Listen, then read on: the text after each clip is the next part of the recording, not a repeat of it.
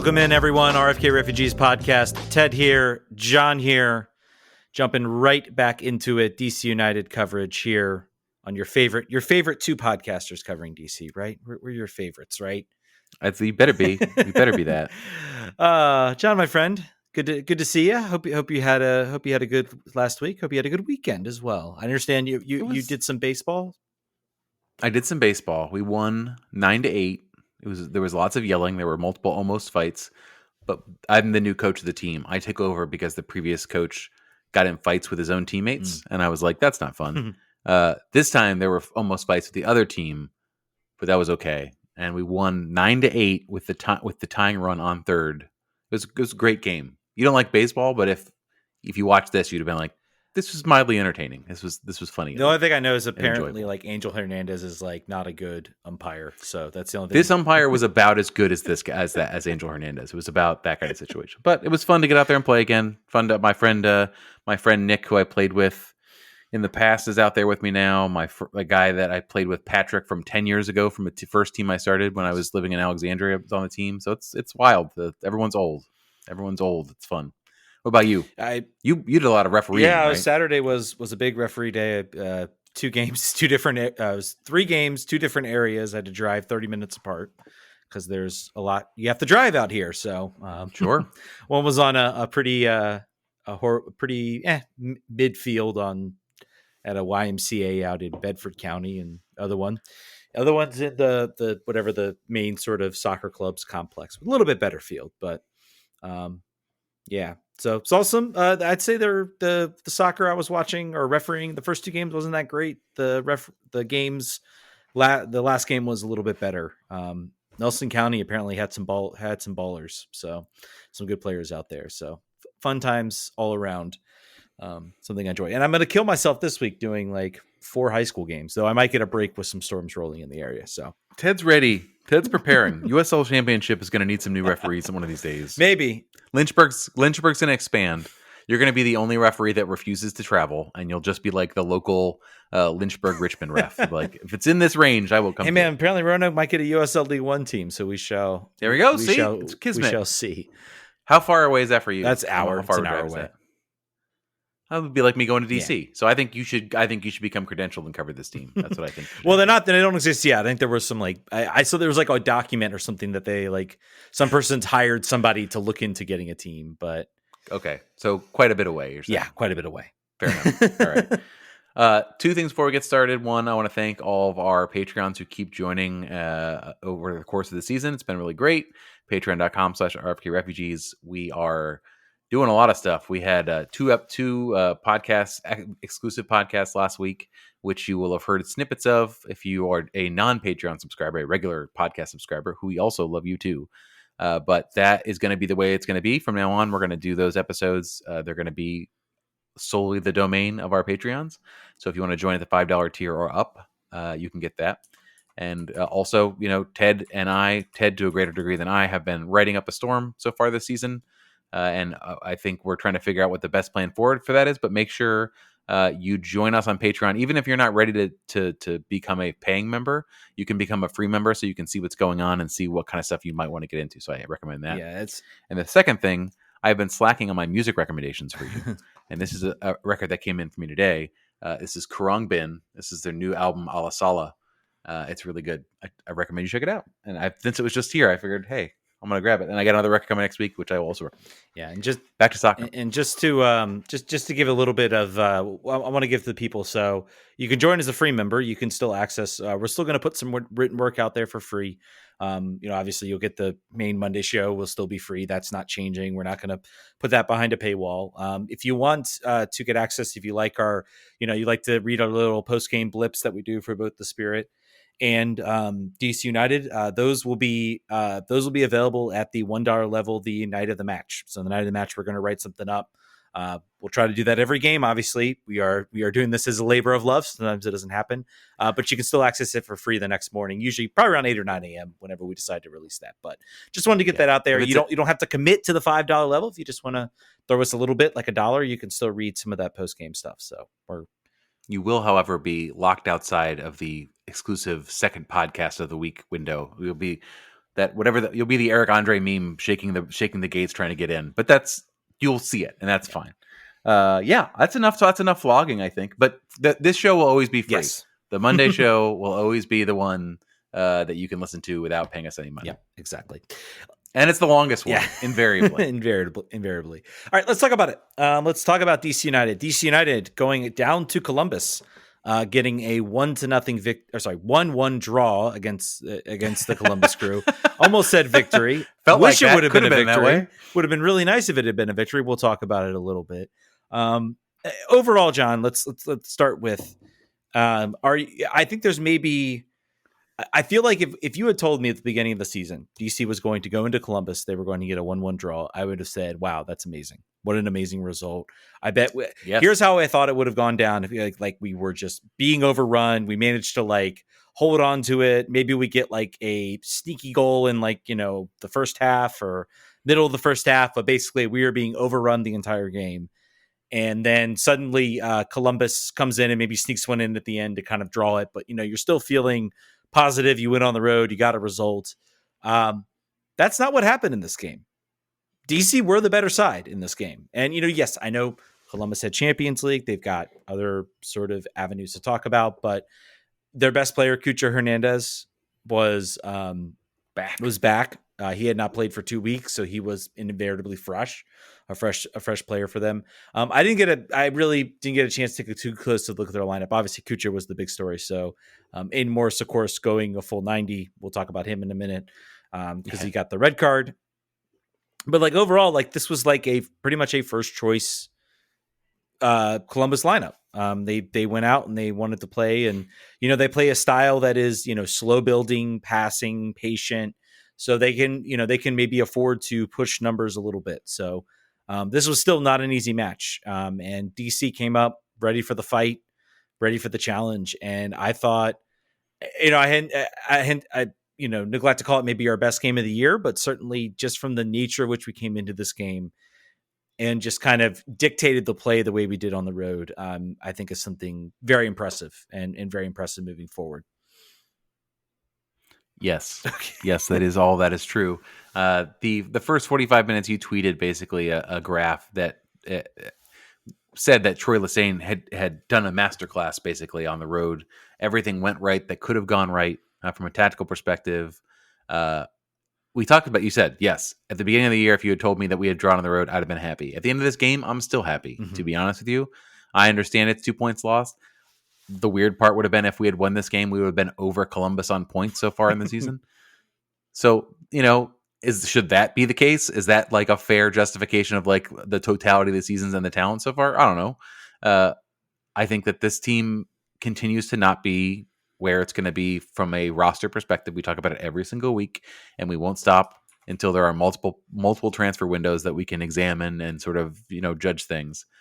But this team continues to get points in its not fully constructed way, with all of this money on the bench and all of this wastefulness at the forward and on the field, chances that should be converted that are not, and we're still able to get where we are. XG still among the top of the league. Mm-hmm. I don't know if it's still not first, but it's in the top. We could talk about how things went wrong in the very few minutes that they did, but I'm still happy with where things are so far this season. We're in the mix, and that's the best we could. That's the best we could hope for. And on any given week, I think this was a quote in the post game. Troy was basically like, "Teams don't want to play us. They don't want to mess with us. They do not want to see us come to town. They don't want to come to DC." And that, again, last year, not a thing. Yeah. That was circled 3 points on every team's schedule, and now it's not that anymore. And it hasn't even been, if you look at the roster moves in the offseason, it shouldn't have. If you're just looking at a pure in and out perspective, and like the vibe shift and the reputational shift from last year to this year, it shouldn't be as big of it is, but it's that. And I think it's the Troy Lesesne factor. I think it is that. I think it is about belief and about vibes and about expectations, and it's all manifesting here very quickly. It could all go bad. We could have one injury at a couple positions and we are in the toilet, but right now, ride it.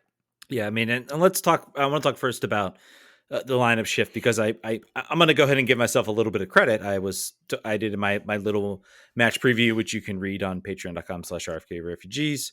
I think I also posted on the website somewhere. But I kind of said, the big takeaway from the Montreal game was that DC went out in a 4-3-3. There was a lot of questions about what the lineup was. This time I said, I wonder if they'll try the same thing again, because I feel like, you want to, and we talked about also in sort of a 3-4-2-1 that Columbus are going to play, you're going to want to hit them wide and also hit them, up the center as well. We talked about the center backs apparently, not being a strong suit that was hinted on by one of our, by Ty Fisher, who came on. He said, hey, the center backs are kind of a weak point there. That's maybe where they're not as strong. And so we saw that 4-3-3 again, this time with Hopkins replacing Matti Peltola, which was an interesting move, I thought. Basically having no true number 6 there. Hopkins is very much an 8/winger. Click is definitely an 8 that can play it. And Teku DiPietro is absolutely an attacker. Herrera getting a start on the right, McVey, Bartlett center, and of course Connor Antley out left, who I thought had another excellent game. He continues to be like a guy we kind of thought, like we've had so many USL signings in the past that have done nothing. Dane Kelly. Yeah, Dane Kelly. Greg Janicki. Tons of guys. Deshaun Brown. Tons of guys you can name that have just done nothing. Oh, goodness gracious. Who was the guy from Vancouver / and then we signed, I forget his name. Eric Hurtado, yes. That all these signings. I could go on all day about the failed USL. I want to read somebody's tweet about Connor Antley that I think deserves some. From Carlos Pablo, who is a guy I met one time when I was at was in the good expensive seats. He's got season tickets over there. So Carlos, a good friend to have. Carlos, you promised to send me tickets sometime, so I remember that. Last thing, I'd like to give my guy Connor Antley his flowers. He's from USL with a minimal transfer fee. Half of the Eagle Bank season ticket holders could have paid for in cash. Moved his family and came to DC on a base salary. Most parking spots in DC go for. Absolute baller. Yeah. I just thought it is true. Like the expectations and the output are misaligned, and to the extent that I hope if we get through this full season and he performs at that level, that his agent is like, hey, I think we should talk about maybe some improved terms.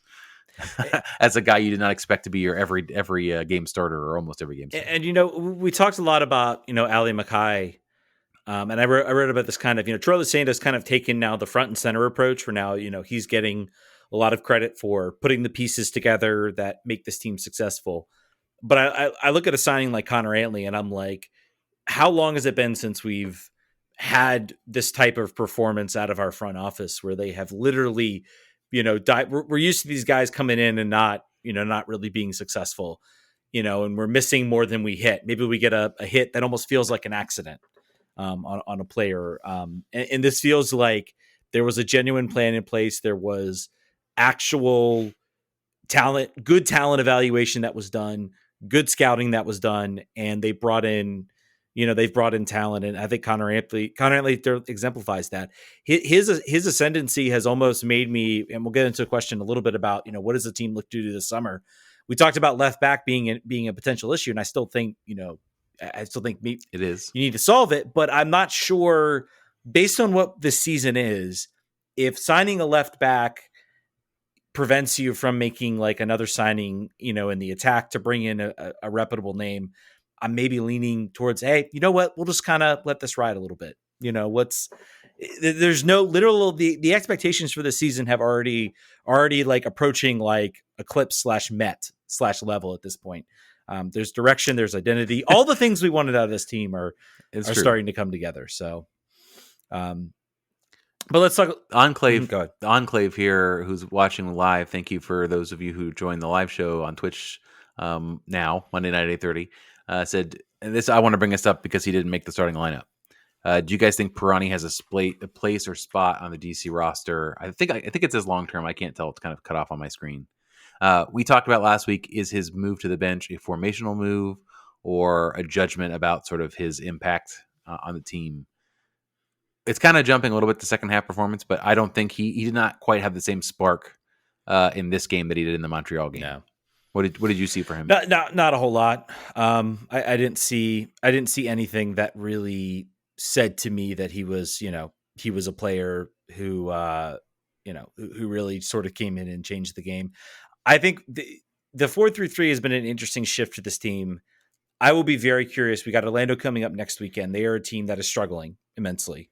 I will be very curious if this team rolls out the 4-3-3 again, if they roll out either Peltola or Hopkins in there, then I think we can start to say, oh, this is like we're going full throttle into this change. Like this is an actual, like, this is now our identity. We've shifted from, a 4-2-3 team that can sometimes 4-2-3-1 team that can sometimes play a 3-5-2 to now fully on 4-3-3. Here we go. And I'll get into, I think it's potentially hurting one player that I would like to see maybe move a little bit higher up the field. But yeah, if we beat Orlando, Troy should point at Oscar Pareja and like do like a thumb across it and be like, "He's too nice. For I'm your man now.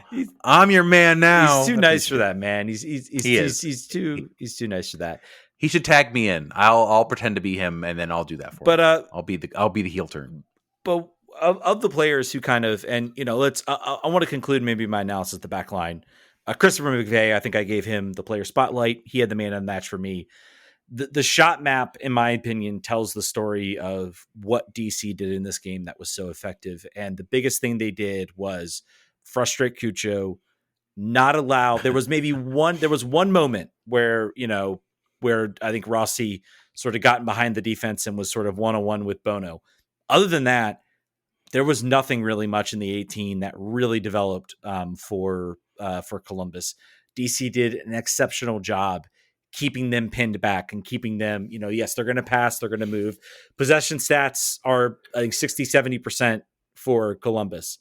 But, possession is one of the biggest misleading stats in soccer. And it's a stat I hate because people on the Discord were like, oh man, we got dominated. Look at the possession. I'm like, look at the XG. Look at what we did. Who did what with their possession? Look at the shot map and where we wanted them to have the ball. Yeah. That's why if it's 70-30, unless you're losing 5-0, that's intentional typically. Oh yeah. It was completely intentional. The team absolutely dictated the game. They dictated the chances. The struggles for this team, I am not mad about the goal they gave up to Aiden Morris. I'm not. Maybe I'm a little bit mad. You're disappointed because you are up a man. Yes.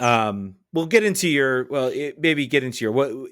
what about that goal, I guess, makes you perturbed, because I'm maybe less perturbed about it than you are. It's a worldly. It just seems like there was lack of. Some people are saying in the chat lack of hustle or laziness. I think it was just a failure to react for a second and sort of not understanding the seriousness, potential seriousness of the opportunity, because that's all they were going to get, right? They were getting long shots, and there were two players. It was Click and Peltola, right? Yeah, Peltola, yeah. And neither of them really made a move for the ball. I don't begrudge them necessarily for not having the spring at that point in the game, but I would hope. I mean, literally, it's one more sprint that would have changed this game. I don't think they would have got another chance, and that was even kind of a half chance. I'm not even sure how many XG that goal was. 0.04. I would assume 0.04 according to Football. 0.04. 0.04 is that what you said? Okay. Wow. Okay. Yeah. Literally, just some sort of Mr. President's Secret Service style blocking there would have been magical. You didn't know it was going to go in. Obviously, it was unlikely, but I'm just I don't care about the result. I'm just mad that that's kind of the way it happened. Like it just like you could physically see something that could have been done. That wasn't. I am more upset with this team's inability to, if they found a second goal in this game, then the Aiden Morris, and I don't, maybe they, 2-0 becomes 2-1. Maybe they make a comeback. The red card to, and everybody's saying, well, they were down to 10 men. So we gave up a goal to 10 men. I say, true. I'm not going to sit here and deny that doesn't matter. Yeah, that it's not necessarily a good thing to do that. I will argue that red cards, I always feel like, what that first red card, to me, it always matters. Where is that red card happening on the field? In the case of the DC Columbus game, all it really did was sort of negate Columbus from really, they had to get Rossi or somebody else to sort of be that finisher inside the box, and not having Cucho there sort of removed a threat. It doesn't change the overall shape of the team or the structure of the team necessarily, because Cucho is the one who's going to be on the end of those shots. And it really, forces them into a goal like Aiden Morse, which is, again, an incredible shot. DC's going to sit back. They're going to play hard to play against. And they really force Aiden Morris into that type of shot, which in general, that's kind of what you want to do. They stepped, I thought I thought they stepped enough to make it semi-difficult. I think it's a little more on the unfortunate side than anything. I am more I think the general part of the frustration of this team right now is, again, they had an XG according to this FootMob, so different stats are going to have different numbers, but 2.05 XG was their final number. This team's lack of conversion on the XG continues to be sort of the main storyline here. And, it's a reflection of I think the talent that's out there right now. And maybe we'll get that into a little bit, but you look at sort of the attack minded players, and Click is certainly a part of that, but I think he's more of a facilitator. Hopkins was definitely playing a little bit deeper, but it's Ted Kuda-Pietro, Jared Stroud, Dahomey, and Christian Benteke. You remove Christian Benteke from that. He has 6 goals so far this year. He's doing great. He's doing exactly what he needs to do. I think he will. I think he has the chance to potentially eclipse his goal scoring from last season. I think the bigger storyline is you have Stroud, Dahomey, or Ted Kuda-Pietro have not picked up that slack. Now, Ted Kuda-Pietro, I think, is a little bit of a victim of the fact that he is playing further. He has to play further back because he's in the midfield now. He's not an attacker. I think the formational shift has caused him to suffer a little bit, where he's not as close to a guy like Benteke. He's not able to get those run-ons from Benteke. He's not able to find himself in the box too much. So then it really becomes up to Jared Stroud or Christian Dahomey. Stroud can do it on occasion. We've seen him hit a nice goal against Miami, but he's not going to do that consistently. Dahomey is the situation. I think if you are Ali Mackay, you look at the way this team is set up. You have those two U22 initiative slots coming up. If you can move a player on, like a Rodriguez, like even a left back in, or maybe even move on from Dahomey as well. I wouldn't put that out of the question. I don't think you can get sort of an elite type winger in that U22 slot who can maybe, chip in 4, 5, 6 goals. Then maybe you can start to have something. And then maybe that also leaves, Ted Kuda-Pietro open to where he can score more goals as well. So that to me is the biggest. If you want to talk issues about DC, that is a bigger issue to me and sort of a reflection of this game. So did you know that? So by the way, last year, I believe he had Christian Benteke had 14 goals. You think he'll do more than that this year? He's at 5 right now. He's at 5. I mean, we're not even 6, 7 games. Yeah, I think he can. Stays healthy. Yeah. Yes, absolutely. Did you know he's only won the league once in his entire career, and that was in his 17-year-old season at Standard Liège in Belgium. Yeah. Just now that I'm here, and also similar players is not friendly to Christian Benteke with players none of you have ever heard of as comparisons. Maybe at this age, I don't know. It's you're in Serie B. Wiesbaden is Bundesliga 2, right? Yes. So it's not. So FootMob does not love him. He does not convert. He does not convert as many as he creates. The thing is that his skill set. I still think if you could pair him with a non-suspended all the time for potential hate crimes on the field second striker, you've got the business. Because if you have someone that can read how he plays the balls down, then he becomes a 25 goal and assist contribution player, because someone is able to pick up on those opportunities. And that's why I look at that. Either that left or right wing spot, either Jared Stroud. I'm not even going to Jared Stroud. I think had a strong start. His crosses have become a little bit suspect as of late. He's hit a couple where he rushes it or he overhits it. So maybe I'll be curious to see if he can sort of rein that in. It's certainly a place you could improve. Oh, yeah. I think if he becomes a player that's a bench or a rotational player, then you're really cooking. Yeah. And I think that's what we thought he would be, honestly, and that's what we kind of hoped he would be. And I think we also hoped, I think really the one player who could potentially step up and be that player is Ted DiPietro. I mean, he's the one who still, Stroud's, he is who he is right now. Dahomey is who he is right now. The player, and that was part of my preview piece was, what is his ceiling? I would argue right now, Ted DiPietro is still kind of at the same level he ended last year. He's pretty good MLS player. We haven't seen him sort of take that next step. Now, I think the past couple of games, I think it's been due to where he's been on the field. So I want to see, if they move maybe against a team that's struggling like Orlando, they shift back to the 4-2-3-1. He then is able to, because there's that defensive cover, he's able to get closer to goal. Or maybe the adjustment works on him. I don't know. That's something I'll be watching over these next few games. If he can develop into that secondary scorer, and then you add another piece to that, then you're really cooking very, very, very quickly. So, what were your thoughts, Jackson Hopkins subbing in for Matti Peltola? He hit the post. He still hasn't scored a goal yet for DC United, so that was the closest he had come. I still don't know. I think that his physicality is kind of impressive. He has the physicality that Peltola does not have, but he does not have the game reading skills or the sort of vision that he has. I mean, that's not a surprise just based on the way the players are. I just love that he's getting minutes. I still don't think that. I think this is sort of not, it's not the seal. I'm not happy about this sort of being where he ends up being sort of a rotational 6 option.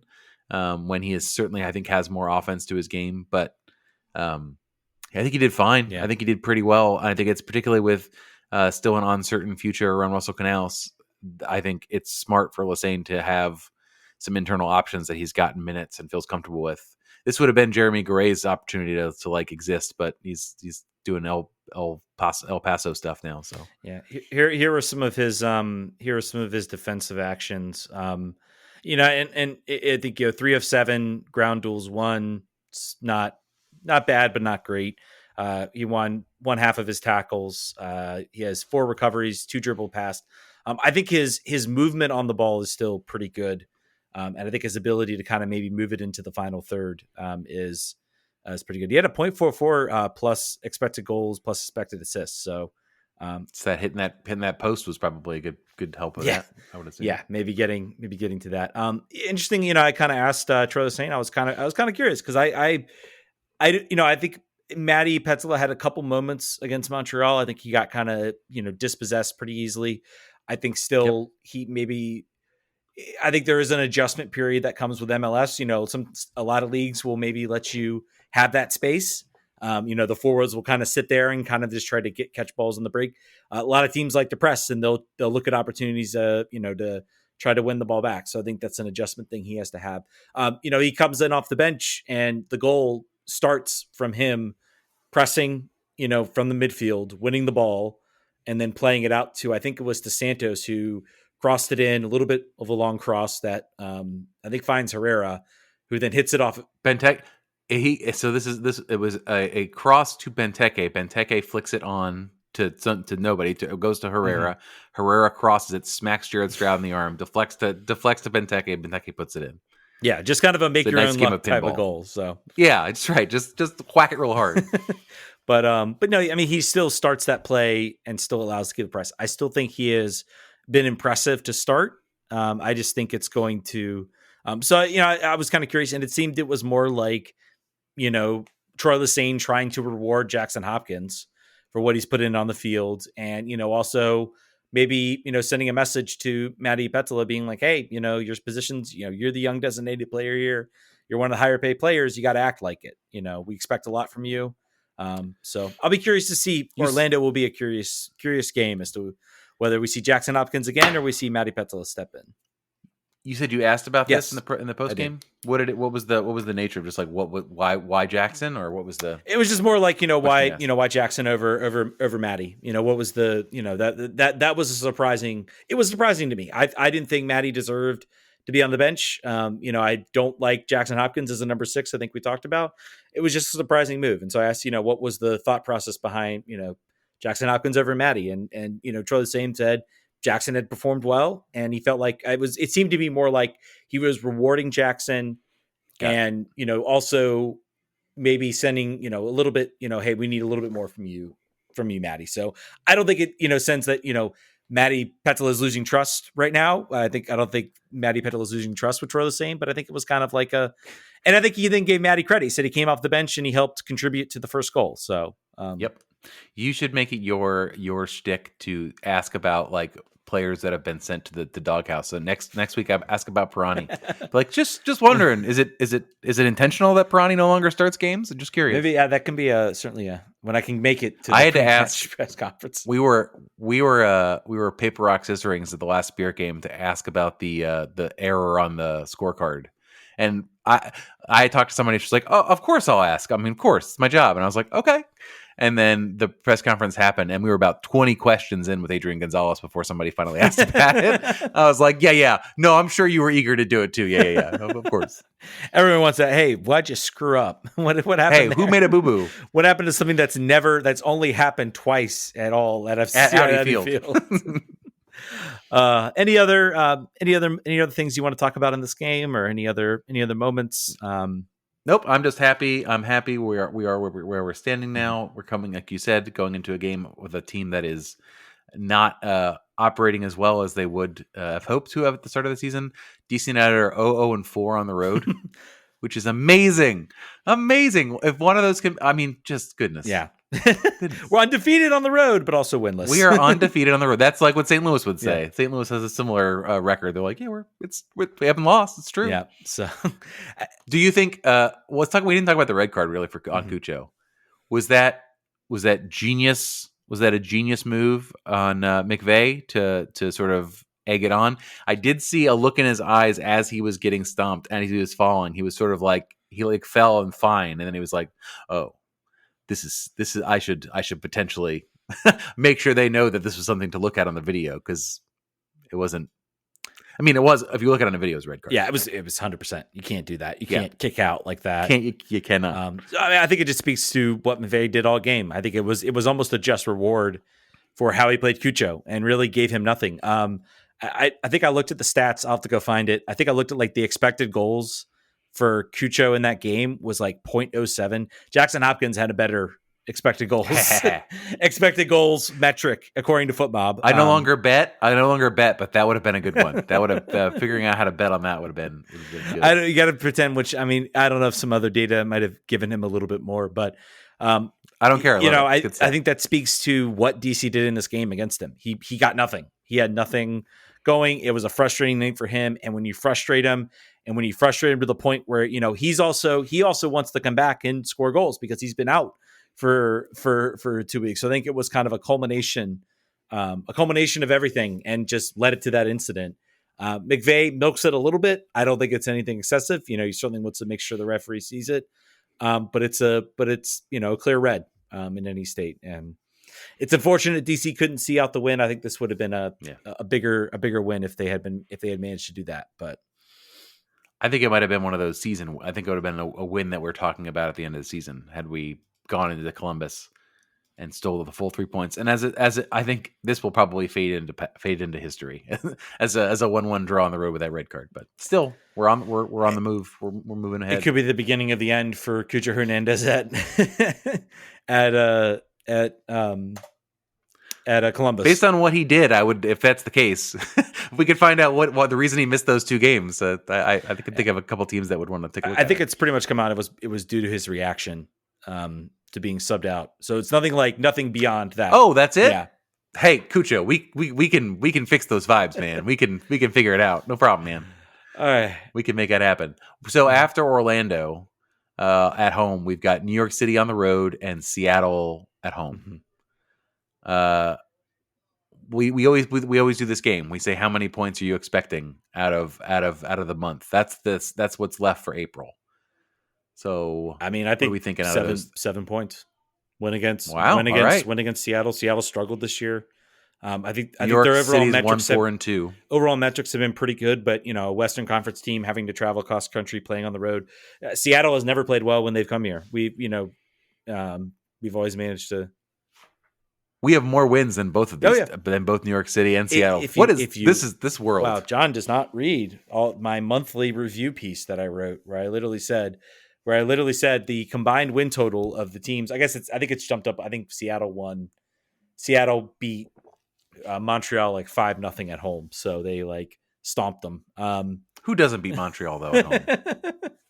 We certainly but yeah, but basically, these teams have I think combined now for like 3 wins or something like that. They're struggling. Orlando and New York City especially are really struggling. Orlando has gotten like regressed massively as a team. They are not looking good.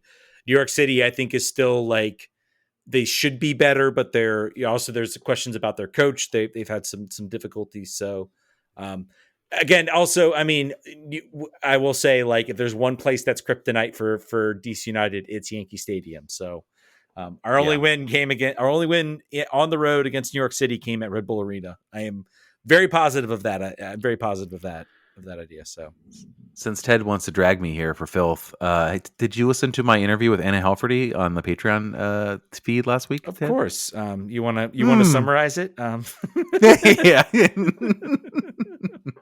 Yeah. He listened to the 30-second blurb that was on the main feed, perhaps. But yeah, listen, we make so much content we can't even consume it. That's a positive, I think we could say. But anyway, I think 7 points sounds good. I'll be happy with that. Yeah. Where would that put us? I feel like that we're definitely higher in the table than we are now. We're probably in top 6. I wouldn't put it past, honestly. I wouldn't put it past. 7 points is me. Win your 2 home games. I think we're right now. I mean, I think this is what we've learned about this team. Right now, I'm like, what? After this Columbus game, we can beat anybody. We can play anybody. We can match toe to toe with anybody. Home games now, regardless of opponent, I'm thinking win. Columbus. We come back. Columbus comes back. I'm thinking win. So I think this is a team that expectations are starting to come back for me, and I'm starting to expect wins at home. We've got good news for you here. That New York City game is not at Yankee it is Stadium. at Red Bull Arena. I should have looked. It's at It's at Citi Field. It's it's another baseball field, but I think it is less narrow. I think it is less illegally narrow than Yankee Stadium. Interesting. So I don't think we've got the bad vibes at Citi Field like we do at Yankee Stadium. Right. When is their stadium going to be built? I think it's, 2 years, 2026, 2027. I think they still got a while. I was thinking to myself, do I want to go see a game before they move? And I don't want to see a baseball game, a soccer game in a baseball stadium. I don't care. I don't want to do it. I was going to look up when they're in the cube. I know there's a giant cube. I know it's got an activation zone in the giant cube that you can walk through. And then I know that I think it's going to be right next to Citi Field. It's going to be I think it'll be in Flushing. Yeah, or not wherever. I think it's Flushing.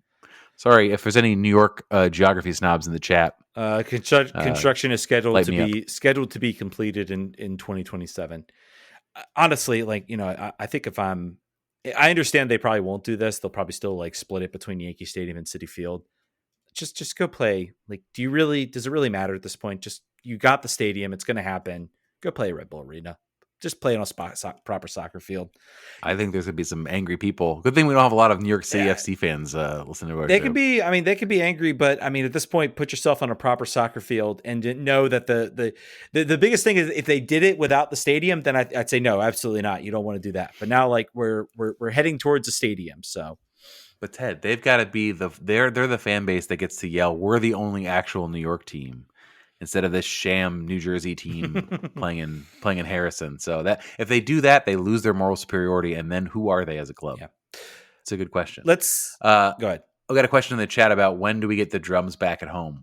4 games. So let's see. 1, 2, 3. Seattle. Orlando would be the last game, and then Seattle. So the 27th.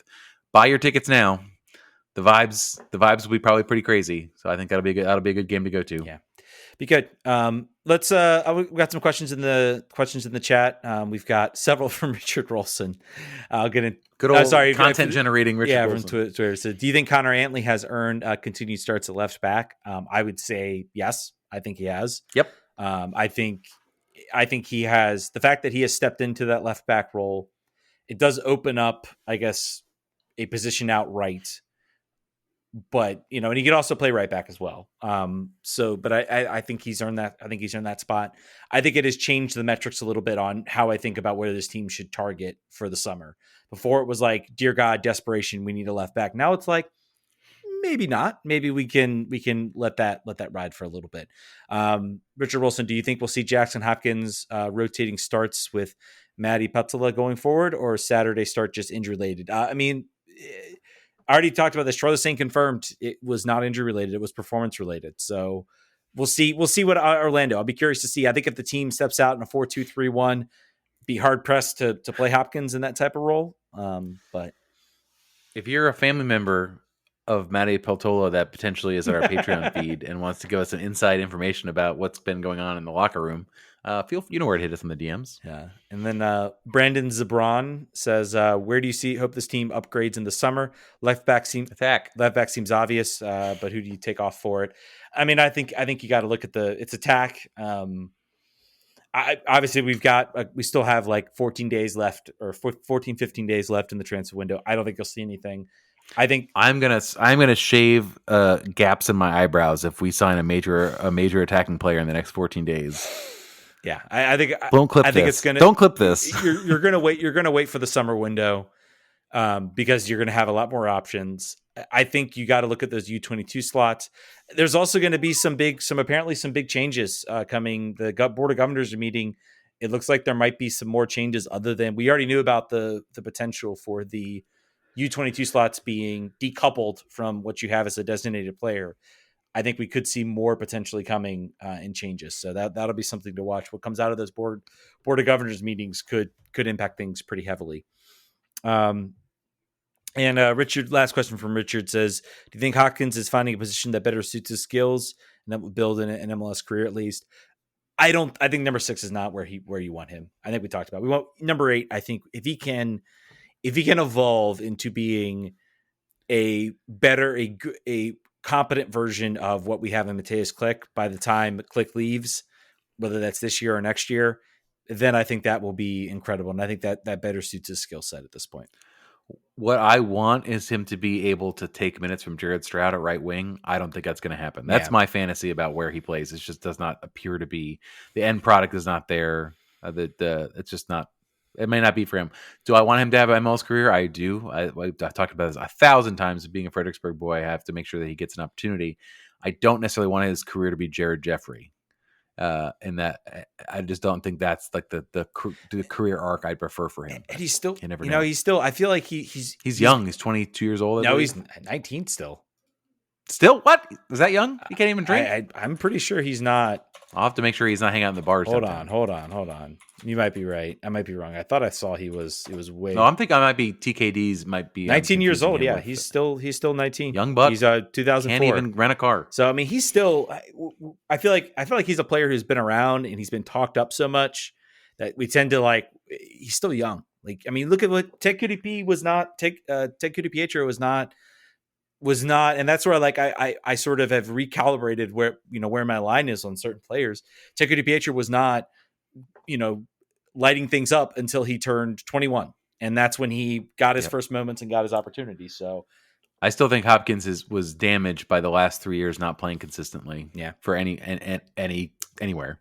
I think that was a big miss for his development. And at the very least, now he's a rotational player. So I just love talking about him. I'm glad that he's a factor. That's really what I wanted to have. You like him because he's from Fredericksburg. I do, and also I like the way he sounds. He's a big goofball. I love him. He's great. All right, I want to get some. By the way, if you join our Patreon feed, you also get access to our Discord, where we got a lot of fun things. 42 on Discord says, "I know the match isn't for another month, but it's one I've been thinking about for a while, especially since they've been playing really, really well this season.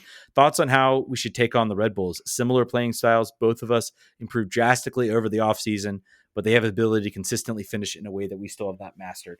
I think that's going to be, if you want to talk about a season where maybe we might get some of that, good old, Red Bull DC magic, maybe the rivalry will make its ascendance back into the zeitgeist of MLS. Both teams improving, both teams seem to have a direction and a path forward. I think the biggest thing we've had in this rivalry for so long is that it's been so long since both these teams have been competitive and both these teams have been consistent and able to have, meetings that matter. Really the last time, the last match last year was like the last time I felt like a Red Bulls DC match mattered ever. And that was like a pivotal playoff game. I mean, that was a game if DC wins that, I think there's a chance they would have snuck into the playoffs that season. So, it's it's certainly, I think, something to watch. I'll be very curious. I might start paying attention more to the Red Bulls. Apparently they've turned their pressing style into more of a possession based where they can sort of play both ways. I've seen signs of that from DC too. It's not as maybe sophisticated as the Red Bulls are, but certainly something to watch. It's just another way to say Troy plays Red Bull soccer by Red Bull changing the way they play into something that Troy wanted to play. Jesse says, why no minutes for Martin? He played a little as the number 10 and looked good last match. I think he's just not in the plans. Yeah. I think they're giving him some looks when they need it, but I mean, I think they are trying to maybe get certain guys into the lineup, get them on the bench, so at least send a message to other teams like Colo. Hey, he's still, he can play. They're alive. He can play. He's got legs. He can play. Just what do you want for him? So, big summer coming up to see what they can do to shed some of that cap space. I think he is. Him and obviously, I think the bigger problem with Yaz is that Yaz still has a second year on his contract. So, yeah, not great. Thanks, Sean Howe. Thanks, previous regime. This is an albatross. Yeah. Oh well. By the way, Sean Howe now got a job at San Diego, the new MLS club. So congrats to him. I still am going to give him shit about this one because he was so confident about this move. So he owes me a beer or something at this point for the angst it's caused. For the angst it's caused. Yep. But hey, we found Connor Antley out of it, so maybe it'll be a good thing. That's true. Every door is a window or something. Did you see the MLS Next Pro malarkey this weekend? MLS Next. It was the Academy. It's not Next Pro. Yeah, was it Dallas Cup? Was that where that was? No. This was MLS Next. I think it was in Bradenton, Florida. It's like the old IMG Academy. Yeah, that's not great stuff going on.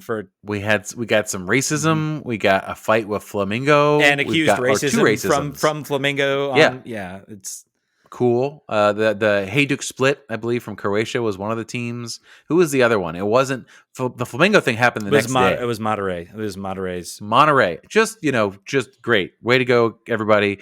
The upsetting thing about this was the Red Bulls Academy teams, 15 and 17, were the target in the Monterey game.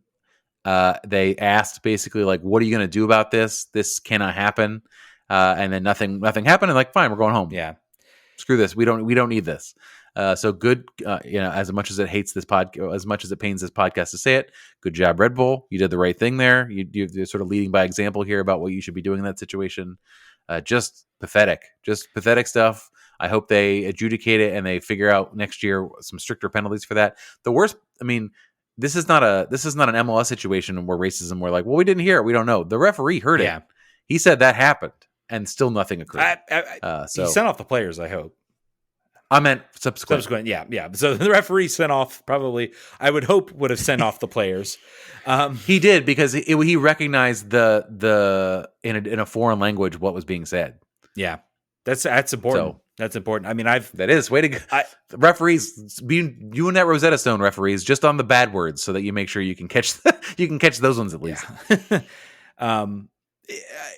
I guess my thought on it is it is certainly a shame because it's a shame for the MLS Next tournament as a whole, especially not saying this is at all the most important thing about it, but I think MLS has done a excellent job at making this tournament not just a tournament between elite teams in the United States, but also elite teams around the world. And when, Philadelphia goes out and beats, Flamengo, the Brazilian team, that makes waves around the youth world where they're like, hey, Philly's still producing good players. They have the 14-year-old, what's his name? Sullivan, I think is his last name. Kevin Sullivan, who's now been signed by Man City for $4 million. And picked up assists on MLS Next Pro. He's someone to watch, guys. He's going to be.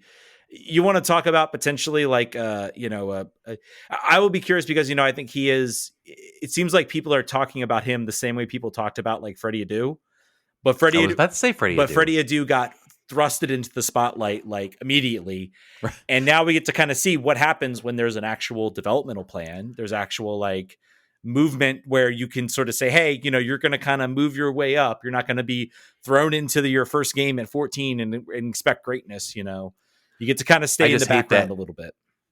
I hate that it's Man City that he's going to. Like that, I mean, obviously, from an asset perspective, it makes sense. They have so many places to put players, but from a personal player development perspective, not necessarily great. Jack Harrison was like maybe the first one that peaked from the United States. Obviously, he's not an American player, but who's Zach Steffen was a Man City came there. Zach Steffen, yeah. Got like 3 or 4 opportunities, got farmed out. Now he's back in MLS. Goalkeepers are always weird, man. It's tough. Sure. There's one spot. You got one spot you can play on a team, and then you're either that or on the bench. It's a weirder situation. I'm not so. I think the positive thing about it is that basically Philly signed him, and he gets to play. I think at Philly, he's basically going to be at Philly until he's 18. And then there is, if he is lighting it up, if he is playing extremely well, they can sort of exercise that a little bit earlier. I hope Philly gets some more money because of that. I hope that's sort of baked into the contract, that if he leaves early, they get a little more money. But I think he is somebody I think you want to be watching if you are a fan of soccer. And I might actually tune into some like Philadelphia Union MLS Next Pro games just to kind of see like what he's like, because a lot of people have talked about how good he is. So do you think he's going to be a dick now? You hope there's somebody. You hope there's somebody keeping him a level head. I don't know if he had a chance. But I don't know if you listened to the late Grant Wells podcast on Freddie Adu, but there was a lot of that sort of the spotlight.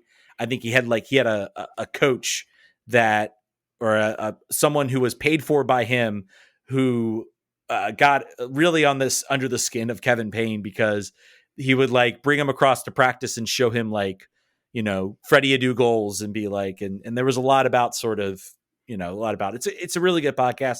I highly recommend you go listen to it. Well, if he is a dick, I will imagine that there's going to be some players that are going to kick him. Oh yeah.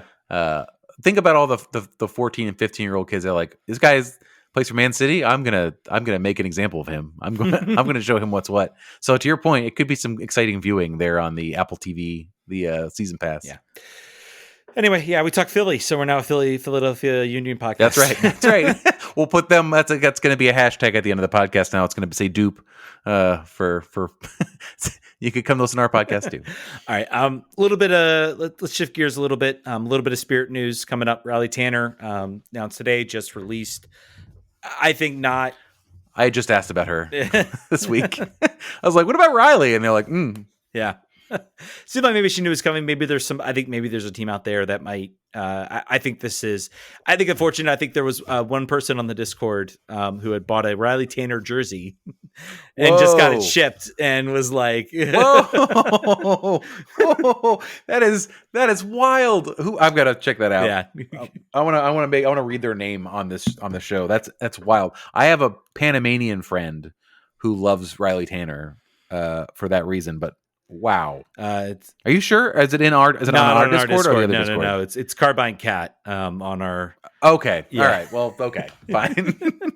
But it's on the DC Discord. But yeah, said he literally showed the email where he had a shipped Riley Tanner jersey. So brutal for him. Get it refund. Be nice to be nice to the team. Was like, hey, we'll get you. Who else do you want? Let's. They should.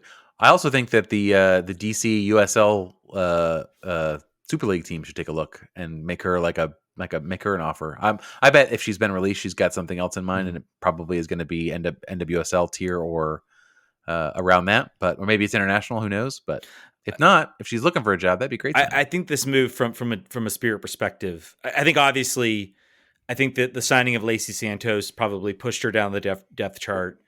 I think also, and she was already at the bottom, so below the bottom. And also, I think this maybe there's hintings at making some roster space available to potentially go out and make another move that essentially gives you 2 roster slots open, including not including obviously Lacey Santos not arriving till June, so it's 3 right now. It'll be 2 when she arrives.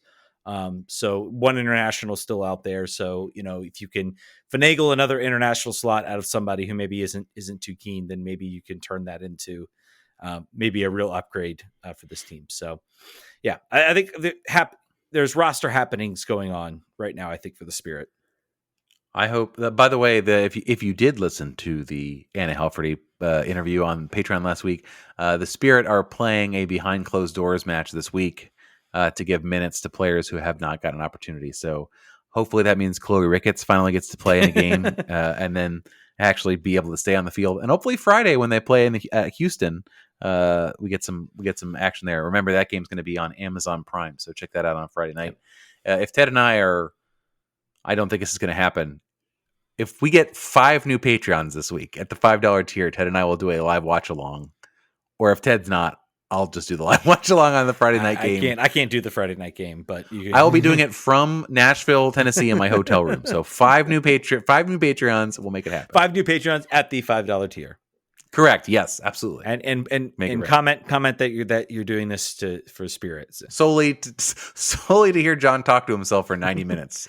Watching a spirit game. I can probably drop in at some point, but I've got plans. Sorry, that Friday evening. I thought you just said you were going to become a $5 Patreon just to make this happen. Like, yeah, no, I want to see this.